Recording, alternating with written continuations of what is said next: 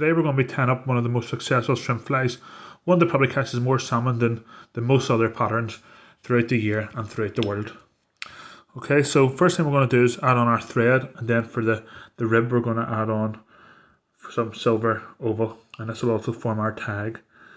So I'm just going to put that on, and I'm going to run up to just before the hook points, and then I'm going to do a couple of turns towards the rear of the hook, and then tuck that last turn in and bring that back forward. Okay, again a couple of turns to secure that in, and then bend this back again. What this will do is also act as my rib, and it'll save time. Okay, as I'm doing this, I'm also going to build up a bit of space for the bucktail tail. Okay, because I don't want it to be kinked up too much. I want it to be nice and level. Okay, so for the tail it's going to be bucktail. So this is mixed orange and yellow. So typical Cascade Willy Gun colours. And I'll put a wee link in the description of how I do this to save some time. But it's pre-stacked. It's just a little bit of glue in there. Okay, so I probably have about 50-50 mix, maybe a wee bit less. Because this is probably going to be used for spring. So a wee bit more yellow, maybe 40-60 mix. Okay, so I'm just going to cut a section off. Okay, and it's quite well tapered there anyway, but I'm going to just remove any of the smaller stuff that managed to sneak in.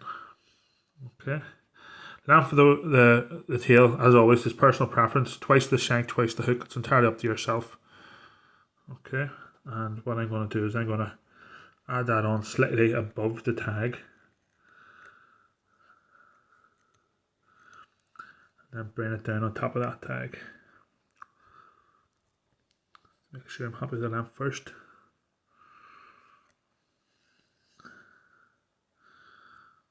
Okay, then we're going to just use a wee bit of super glue. Don't want to apply too much pressure onto that bucktail, else it'll splay like a muddler.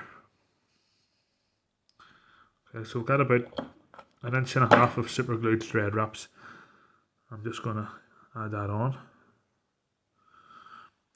Okay, and then for the flesh of the fly, I'm going to just use, this is crinkle flesh. I'm just going to add in, it'll be one piece, but it'll give, it'll basically act as 2 parts because I'm folding it over. Okay, and that's going to be about the length of the tail, a wee bit less. Okay, so it's going to have the green butt, so if we just got some of this fluorescent green thread or floss, I'm going to just add that on. I'm going to put half it on using the weight of the bobbin. And as you'll notice, I've used white thread. White thread is important whenever you're using these green or red butt patterns because it really does show through with the white underneath. If you use black, you'll be wasting your time. It'll be dull as anything, and it won't have that trigger point that the fluorescent green is really known for. Okay, so I'm just going to secure that in with a few turns.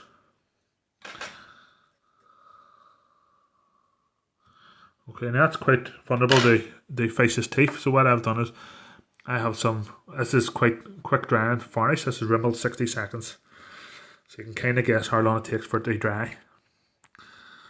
And it doesn't have to be too much, it's just a wee thin coat really, just to give it a wee bit of extra security with a fish's teeth.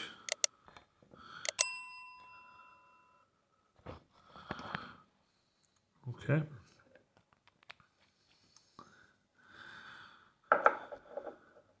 While that's drying, I'll neaten up my excess of the tail fibres here.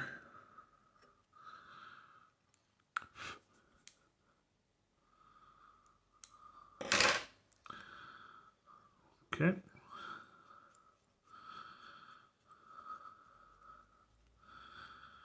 Just to get that shrimp-like shape. Okay, so the body's in 2 parts. So the rear body's going to be in it's silver or holographic silver, what I've done. So what I'm going to do is I'm going to add that on.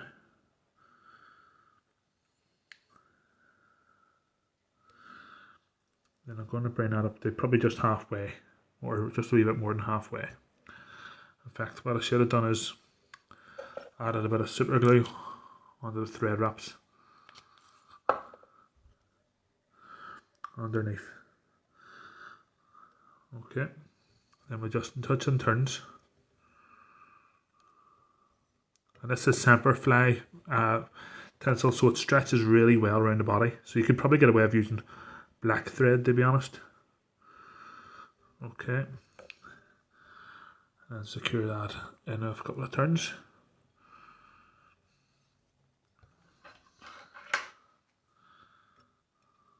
Okay, and then I need some black floss. And again, I'm going to double that over.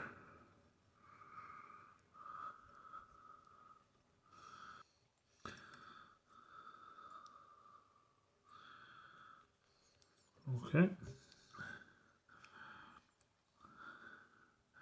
And just touch and turns, just bring that right up to the head.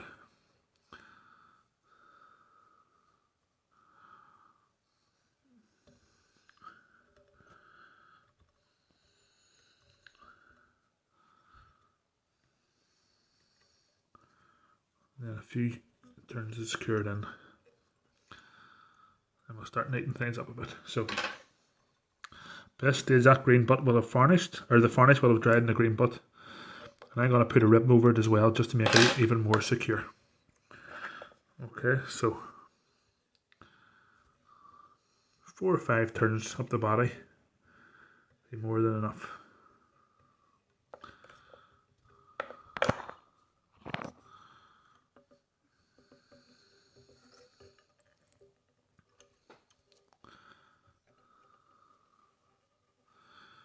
Again, a couple of turns to secure that in and trim off the excess. So at this stage, what I'm going to do is I'm going to tie off my white thread, and I'm going to change to black thread. So just add your black thread on as normal. Okay, and then the first thing I'm going to do is add on the wing. So black squirrel, you can use black fox, black, any kind of black fur, it's entirely up to yourself, but this is going to be in streamy water for springtime. So I want to make sure that it holds its shape, and squirrel's really good at holding its shape. Okay, I'm just going to remove the underfur here. And I'm not going to stack it, but I'm going to have it coming about halfway into the tail, just past the hooks really, the bend of the hook. Okay. What I'm going to do is I'm going to do pinch and loop. Just a couple of turns to secure that in and have a look. Okay, so I'm happy with that there. And then this is very important with squirrel. You need super glued wraps or varnish wraps, or it will come out.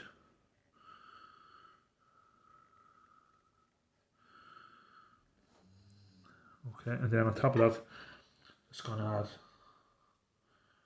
another bit of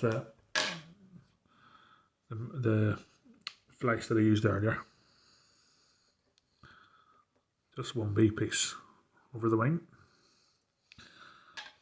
I'm going to cut that to the length of the wing, and then come in and trim off our excess.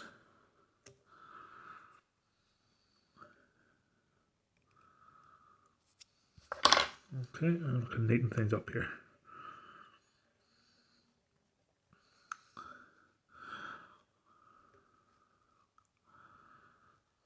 You probably notice I wet the wings and the tails a lot, but it's just to see the profile as I'm tying.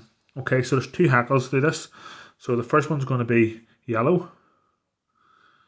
So what I do is I have the good side facing to me, break off the tip, and then I get my wax, put a bit of wax on my thread. Then where the break was, I create a bit of a V or an X and tie in at that break and bring the stalk back again. Okay, then just start to blend those fibres in. Doesn't have to be perfect. This is just a normal capus, isn't genetic or anything. So fibres might not respond the way you want them, but the fish don't mind. So doing 1, 2, and I'm probably going to do 3 turns.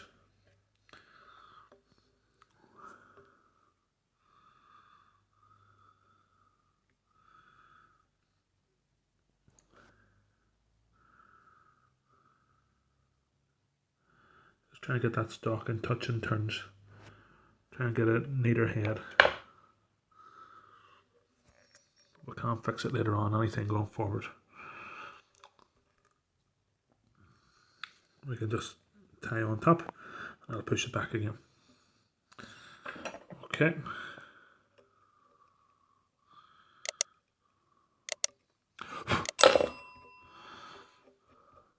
Just see that. And then, so the last hackle then is going to be orange or hot orange. And again, just as before, break off the tip, expose a few fibres, and apply your wax. Fly's looking quite damp, but it gives me an idea of how things look. Okay, a couple of turns to secure that in. And this is a size 8, so I've had 3 wraps of the yellow, so I'll probably do 2 wraps of the orange.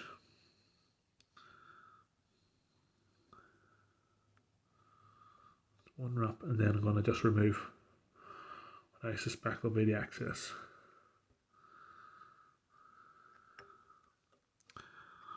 Go back, always go back in your hackle if it slips. Don't tie it in for the sake of it. No harm in starting over again. You've done all this work for the sake of a few extra seconds.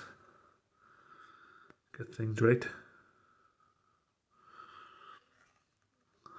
And a few turns to secure it in. Bend that stalk and whatever's going forward back. And at the same time you'll be building up your head. Okay. And we just cut off the stalk. Have a wee look at the fly, see that we're happy. We'll just get our whip finish tool.